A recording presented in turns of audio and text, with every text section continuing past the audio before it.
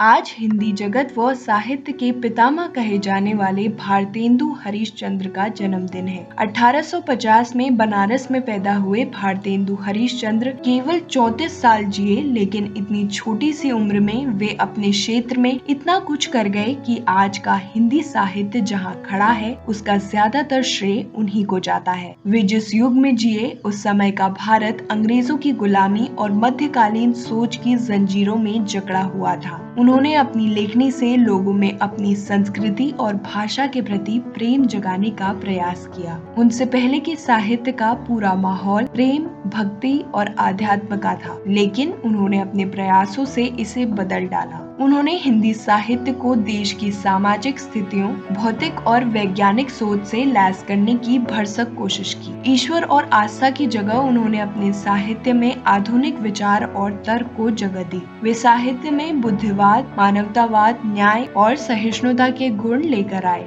1850 के आसपास के भारत में भ्रष्टाचार, प्रांतवाद, अलगाववाद, जातिवाद और छुआछूत जैसी समस्याएं अपने चरम पर थी। हरिश्चंद्र को ये समस्याएं बेहद कचोटती थी, इसलिए उन्होंने इन समस्याओं को अपने नाटकों, कविताओं और निबंधों का विषय बनाया। वे उन चंद शुरुआती लोगों में से थे जिन्होंने साहित्यकारों से आह्वान किया कि वे इस दुनिया की खूबियों और खामियों पर लिखें, न कि परलोक से जुड़ी व्यर्थ की बातों पर। अपने मंडली के साहित्यकारों की सहायता से उन्होंने नए नए विषयों और विधाओं का सृजन किया। कुल मिलाकर उन्होंने पुरानी प्रवृत्तियों को छोड़ साहित्य में नवीनता लाने की कोशिश की। हरिश्चंद्र से पहले हिंदी भाषा में दो तरह के स्कूल चलते थे। एक हिंदी भाषा में संस्कृत के शब्दों को चुन चुन कर डाल रही थी, तो दूसरा फारसी के शब्दों को। हरिश्चंद्र ने इन दोनों प्रवृत्तियों का मिलन कराया। उन्होंने अपनी पत्रिका हरिश्चंद्र मैगजीन में 1873 में हिंदी की नई भाषा को गढ़ना शुरू किया। इसके लिए उन्होंने खड़ी बोली का आवरण लेकर उसमें उर्दू के प्रचलित शब्दों का प्रयोग किया। उन्होंने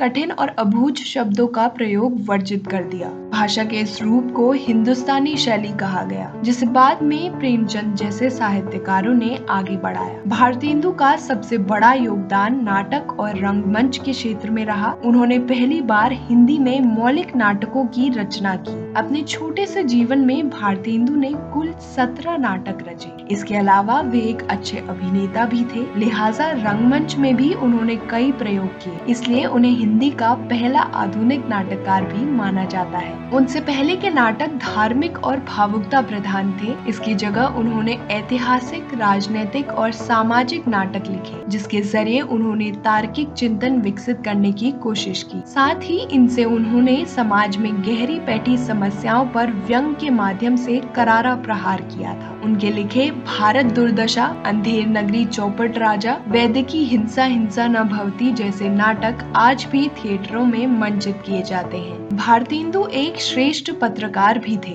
उन्होंने बाल बोधिनी, कवि वचन सुधा और हरिश्चंद्र मैगजीन जैसी पत्रिकाओं का प्रकाशन और संपादन कर साहित्य के अलग अलग विषयों पर लिखा। इन पत्रिकाओं के जरिए उन्होंने न केवल नई किस्म की भाषा का विकास किया, बल्कि आधुनिक भारत की समस्याओं पर भी खुलकर चिंतन किया। तेज याददाश्त और स्वतंत्र सोच रखने वाले भारतेंदु कई भारतीय भाषाओं के जानकार थे। उन्होंने अपनी मेहनत से संस्कृत, पंजाबी, मराठी, उर्दू, बंगला और गुजराती जैसी भाषाएं सीखी। एक दौर में भारतेंदु की लोकप्रियता अपने शिखर पर थी, जिससे प्रभावित होकर काशी के विद्वानों ने उन्हें 1880 में भारतेंदु की उपाधि दी। उनके विशाल साहित्यिक योगदान के कारण 1857 से 1900 तक के काल को भारतेंदु युग के नाम से जाना जाता है। उन्होंने समाज और साहित्य का प्रत्येक कोना झांका, लेकिन इस समाज के लिए ये दुख की बात है कि हमने एक ऐसे आधुनिक काल के प्रवर्तक को 35 वर्ष की छोटी आयु में ही खो दिया।